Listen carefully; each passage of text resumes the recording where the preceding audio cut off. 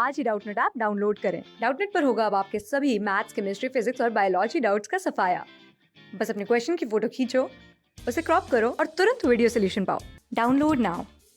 Question में हमें पूछा गया है कि कौन से मेजर प्रोग्राम्स हैं जो कि ministry of environment and forest government of India ने लिए हैं हमारी जो मेजर इंडियन रिवर्स हैं उनको पोल्यूशन से बचाने के लिए।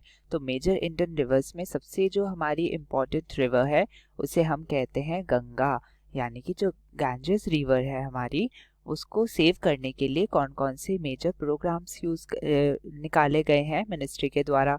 दूसरा हमसे ये भी पूछा गया है कि गंगा को अभी रिसेंटली नेशनल रिवर यानी कि राष्ट्रीय नदी के तौर पर डिक्लेयर करा गया है। इसका क्या इम्प्लीकेशन पड़ेगा हमारे इस रिवर में जो पोल्यूशन होता है उसकी रेस्पेक्ट में। तो आइए इस क्वेश्चन को सॉल्व करते हैं। अब देखिए, जो हमारी गवर्नमेंट ऑफ इंडिया है वो काफ़ी कंसर्न है हमारे जो मेजर इंडियन रिवर्स हैं उनके पोल्यूशन को लेके। क्यों?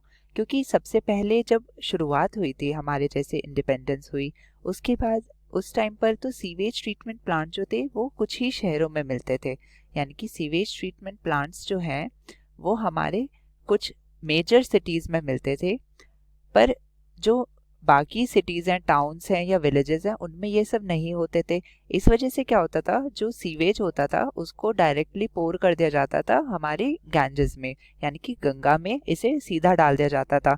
जितनी भी इंडस्ट्रीज थे उन सब के भी पाइप्स यहीं पर आके खुलते थे, जितनी भी ड्रेनेज थे सारे यहीं गंगा में आके खुलते थे। तो इस कारण क्या हुआ, गंगा में काफ़ी ज़्यादा बीओडी बढ़ गई, यानी कि बायोलॉजिकल ऑक्सीजन डिमांड जो है ये इसकी काफ़ी ज़्यादा बढ़ गई। बढ़ने का मतलब हो गया कि इसमें पोल्यूशन का लेवल ज़्यादा हो गया है और जो माइक्रो ऑर्गेनिजम्स हैं उनको इसके अंदर जो ऑर्गेनिक मटेरियल है उसको डाइजेस्ट करने में ज़्यादा ऑक्सीजन लगेगी। इस वजह से क्या हो रहा था, हमारी जो हाइड्रोलॉजी है यानी कि जो हमारे हमारे वाटर के अंदर यानी कि गंगा में जितने भी प्लांट्स रहते थे, जितने भी एनिमल्स रहते थे, उनको कम ऑक्सीजन का लेवल्स पाने की वजह से उनमें कुछ डेथ मिलने लगी थी या फिर उनमें इलनेस आने लगी थी, बीमार होने लगे थे जो एनिमल्स रहते थे गंगा में। घड़ियाल की संख्या आपको पता है कम होने लगी थी गंगा में। तो इसीलिए हम कहते हैं कि गंगा को हमें बचाना पड़ेगा, क्योंकि यहाँ पर काफ़ी ज़्यादा पोल्यूशन होता जा रहा है। सीधा कूड़ा डाल देना हमारी रिवर्स में, इन सब से भी काफ़ी हार्म पहुँचता है हमारी रिवर्स को।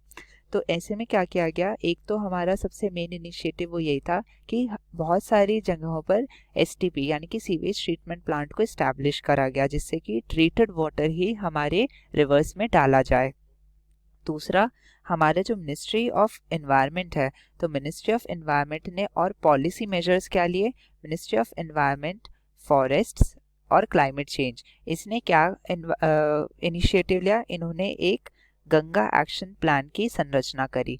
गंगा एक्शन प्लान के तहत इन्होंने गंगा के लिए को सेव करने के लिए, गंगा को बचाने के लिए एक काफ़ी लॉन्ग टर्म प्लान बताया, एक ले डाउन करा, एक लेआउट बनाया इन्होंने कि हम ऐसे ऐसे स्टेप्स लेंगे जिससे कि गंगा को हम फेज में काफ़ी ज़्यादा इन्होंने स्टेजेस ऐसी बनाई जिससे कि एक एक करके हम गंगा को स्वच्छ कर पाएं। बाकी और क्या क्या किया गया, यमुना एक्शन प्लान, यानी कि यमुना जो है ये एक मेजर ट्रिब्यूटरी है हमारे गंगा की और ये भी हमारी काफ़ी पॉल्यूटेड रहती है। तो यमुना को बचाने के लिए भी यमुना एक्शन प्लान की संरचना करी गई। इसके बाद हमारा एक काउंसिल ऐसी बनाई गई, यानी कि एक ऐसी अथॉरिटी बनाई गई है जिसका नाम है national river Ganga conservation authority. तो अथॉरिटी, अब इसको बनाने के पीछे यही हमारा उद्देश्य था कि अब ये अथॉरिटी हमारे जितने भी गंगा से रिलेटेड या फिर कोई भी मेजर रिवर से रिलेटेड प्रोग्राम है उसको ये मॉनिटर करेगी। तो इसकी हमारी एब्रीविएशन बनती है NRGCA। NRGCA हमारी एक मेजर बॉडी बन जाती है जो कि गंगा में पोल्यूशन को चेक करेगी। तो इन सभी जो पॉलिसी चेंजेस है इनसे हमारी गंगा में काफ़ी सुधार आया है, उसकी हालत में सुधार आया है। बात करें अगर हम अपने सेकंड क्वेश्चन की सेकंड पार्ट की, तो वो कह रहा है कि गंगा को नेशनल रिवर डिक्लेयर किया गया है। तो गंगा को नेशनल रिवर डिक्लेयर करने वाला जो डायरेक्टिव था ये हमारा आता है कहाँ से, NRGBA यानी कि जो हमारा है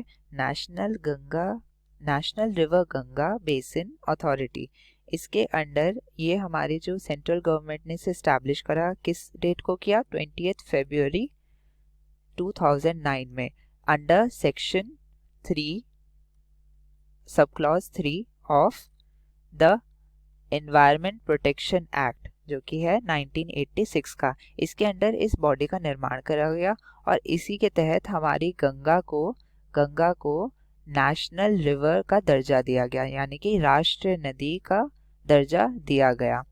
अब देखिए, हमें पता है गंगा में हमारे काफ़ी ज़्यादा रिलीजियस सेंटिमेंट्स भी जुड़े हैं और इससे कई सारे फार्मर्स के लिए ये एक बोन की तरह है, एक आशीर्वाद की तरह है, क्योंकि ये उनके खेत खलिहानों को पानी देती है सिंचाई का।